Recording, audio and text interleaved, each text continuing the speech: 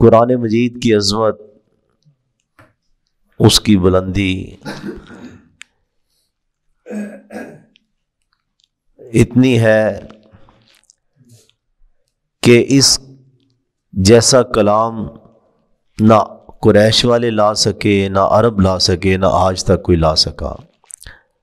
یہ سب سے پہلا چیلنج تھا کہ لے آئیں اس کی شان کی طرح پھر کوئی بات، کوئی کلام۔ اگر وہ قرآن کو کہہ رہے ہیں کہ یہ انسانی کلام ہے تو یہ بھی لے آئے۔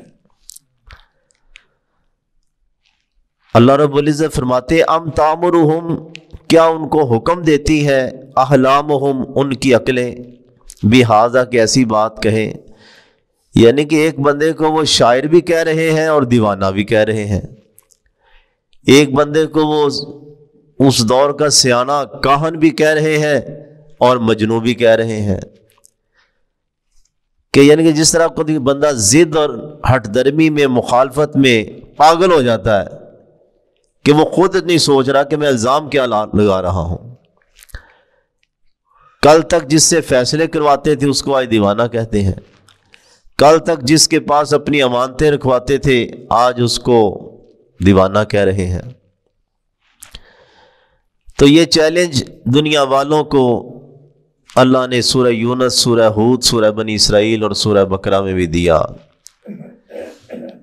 قرآن مجید عربی زبان کا شاہکار ہے، ادب پارہ ہے۔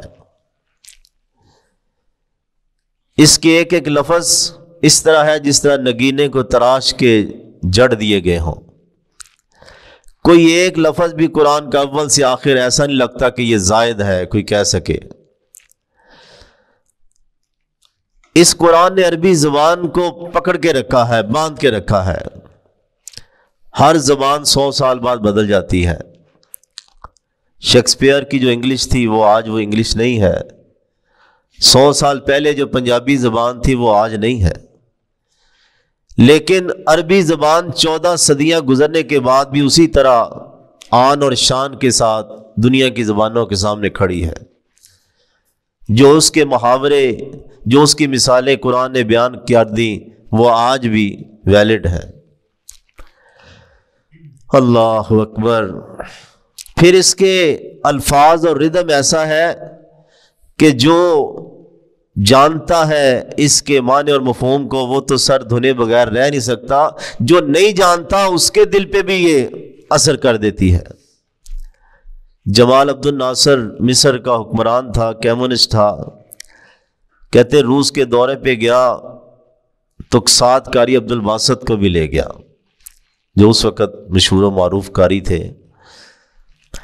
تو یہ کہنے لگا، ہے تو کمیونسٹ تھا لیکن نسل تو مسلمانوں کی تھی نا، کہنے لگا یہ آپ کو اللہ کا کلام سنائے گا۔ روسی صدر کہنے لگا ہم کسی اللہ کو نہیں جانتے مانتے۔ کہا سنے تو صحیح، تو کہتے جب انہوں نے قرآن پڑھا قاری عبد الباسط نے تو کمیونسٹ روس جو خدا کا بھی منکر ہے اس کی آنکھوں سے آنسو جاری ہو گئے۔ یہ ایک تاریخی واقعہ ہے۔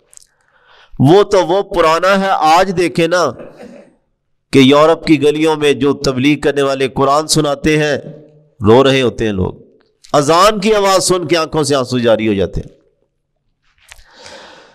اللہ اکبر۔ اور پھر صرف یہ نہیں آنکھوں سے آنسو جاری ہوتے ہیں بلکہ اس کتاب نے پوری نوع انسانی کے افکار، اخلاق، تہذیب، ان کی زندگی میں اتنا گہرا اثر ڈالا کہ عرب سب سے پہلے اس کے مخاطب تھے، وہ ایسا بدلے کہ انہوں نے دنیا کے بہت سارے حصے کو بدل کے رکھ دیا صرف اسی کتاب کے ساتھ۔ دنیا کی امامت کرنے کے وہ لائق اور اہل ہو گئے۔ اور یہ وہ کتاب ہے جو انسان کی ازل سے ابد تک، یعنی کہ اس کی ابتدا سے انتہا تک پورے روٹ کو بیان کرتی ہے۔ دنیا کی جتنی بھی کتابیں ہیں اس کا رائٹر اتنا نہیں ہے کہ اتنا گہرا علم رکھے، بعد میں آنے والے سائنسدان پہلی تھیوری کو ریجیکٹ کر دیتے ہیں۔ اس کتاب نے جو بیان کر دیا وہی حق ہے، نہ اس کو کوئی جغرافیہ دان، نہ کوئی سائنسدان، نہ کوئی اور اس کو رد کر سکتا ہے. جو ستاروں کی گردش اور جو سیاروں کا چلنا اس نے بیان کر دیا، جو پہاڑوں کے بارے میں اس نے تھیوری پیش کر دی، جو زمین کے بارے میں قرآن نے کہہ دیا، وہی حق اور وہی اصل ہے. بلکہ سر ولیم مور کے ساتھ جو مناظرہ تھا ڈاکٹر ذاکر نائک کا، وہ یہی تھا کہ تم اس کتاب کے اندر کوئی سائنس کے لحاظ سے، کوئی تاریخ کے لحاظ سے، کوئی عقلی لحاظ سے بات غلط ثابت تو کر کے دکھاؤ. اللہ اکبر! کیا قرآن کے ترجمان کا اعزاز اللہ نے قرآن کے دفاع کا اعزاز ڈاکٹر ذاکر نائک کو دیا. کہا میں 20 مثالیں بائبل کے اندر دے سکتا ہوں، اور دی انہوں نے کہ یہ سائنسی لحاظ سے یہ بات نہیں بنتی جو بائبل کی آیات کے اندر بعد میں پادریوں نے شامل کر لی. اگر اس قرآن نے کہہ دیا، جو پیشین گوئیاں دی آنے والی دنیا نے اس کو دیکھا. کہا روم فتح ہوگا، سورہ روم کے اندر ایران شکست کھائے گا.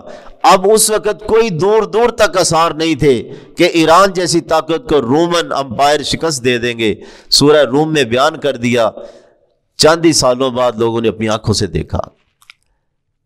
بلال گھسیٹے جاتے تھے، آل یاسر کو پانی کے اندر غوطے دیے جا رہے تھے. قرآن نے کہا یہ دین غالب آ کے رہے گا.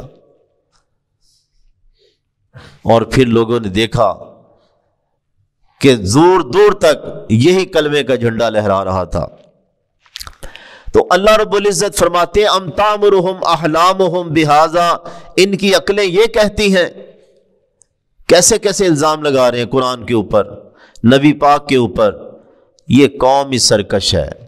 ام یقولون تقولہ، کہتے ہیں اس کو خود گھڑ لیا قرآن کو. اس کا جواب اللہ نے کوئی نہیں دیا، کیونکہ نبی صلی اللہ علیہ وسلم کا اپنا سٹائل کچھ اور تھا، قرآن کا سٹائل کچھ اور ہے. یہ کوئی بھی بندہ نہیں کہہ سکتا کہ یہ خود بنا لیا ہے. اللہ فرماتے ہیں بل لا یؤمنون، اصل بات ہے یہ قرآن کو ماننا ہی نہیں چاہتے. اگر انسان کا کلام ہے فَلْيَأْتُوا بِحَدِيثٍ مِثْلِهِ، لے آؤ پھر اس کی مثل، اس کی شان کی طرح تم بھی کوئی بات لے کے آؤ نا. پھر ان کانوا صادقین، اگر وہ سچے ہیں.